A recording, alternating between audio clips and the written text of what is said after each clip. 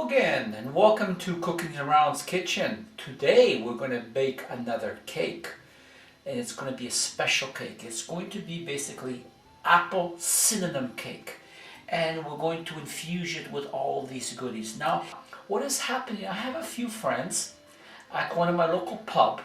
They saw a couple of my recipes and they said, please can you cook some cake for me, something with apples. So I'm going to be making. And I don't have the time to make the cake with the icing. I like simplicity. Now I like to keep things simple. I don't like making the round cake with cutting the middle, putting the icing and covering. That's too much trouble. I just like to use this type of baking pad.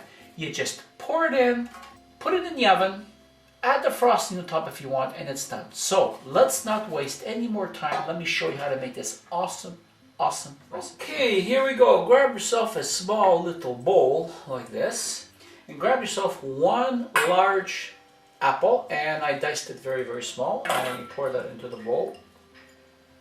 And I want you to add 1/3 cup of brown sugar and 1 teaspoon of cinnamon, just like that. Now I want you to stir that very well, just like that. And this is basically what I want, and I shall be back.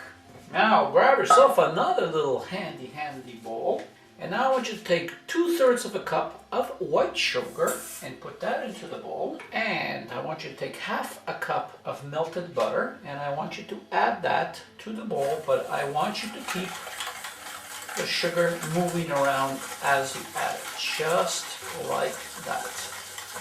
Now we're going to add 2 eggs, but egg number 1, I want you to add that right about now, just like that, and keep it moving.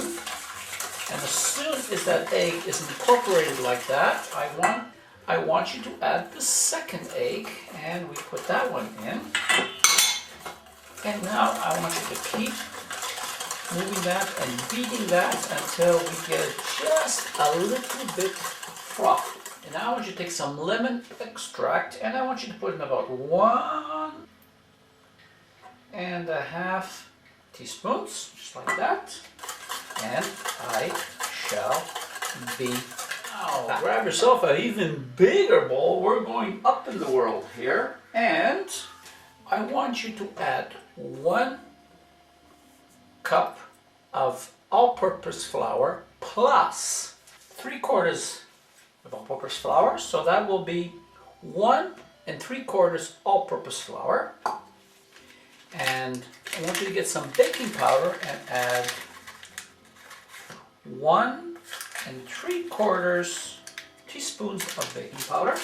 And I want you at this stage to mix that very well, just to get that all blended in.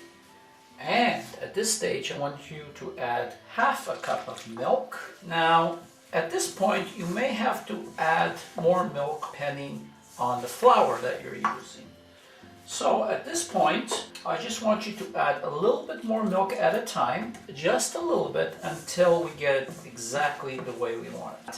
And all we want to do is basically get the flour wet, because we have the other mixture we're going to add.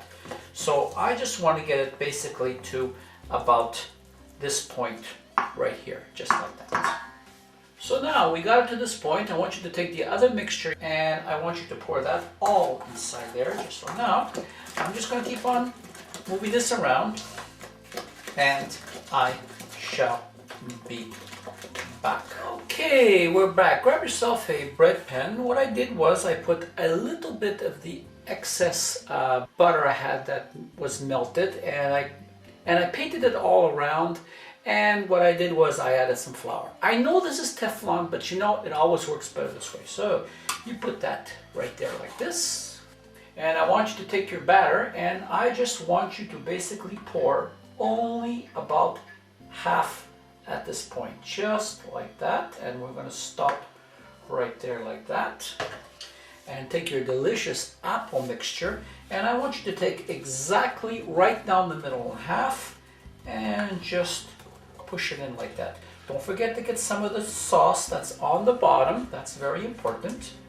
And I want you to move that all the way around without moving it around too much or shoving it to the bottom, just like that. Now take the rest of your batter and I want you to add the rest to the top so it'll look just like that. And now I want you to take the rest of the apple, incorporate that to the top, blending into every corner and trying to make it as even as possible. Now at this point I just want you to swirl the apple around just to get it more even. And now this goes into the oven for 30 to 40 minutes at 325 to 350 degrees, or until I can poke a toothpick into it and it is dry. But you need to keep an eye on it because not all ovens are the same. So I shall be back. Okay, here we go. It's been about 50 minutes and let's take a look at it. And oh my God, how does that look? Does that not look awesome? Now we need to check to see if it's done. So I grab your handy dandy little stick or toothpick or whatever, and I want you to insert it right down the middle, pull it back up, and it is dry. Now it is still a little bit moist, but that's basically the apple which is still moist in there.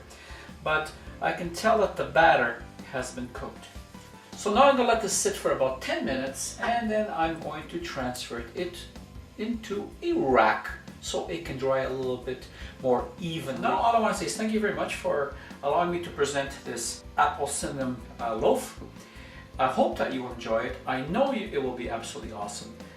And thank you very much from Tony and Cooking Around. Goodbye.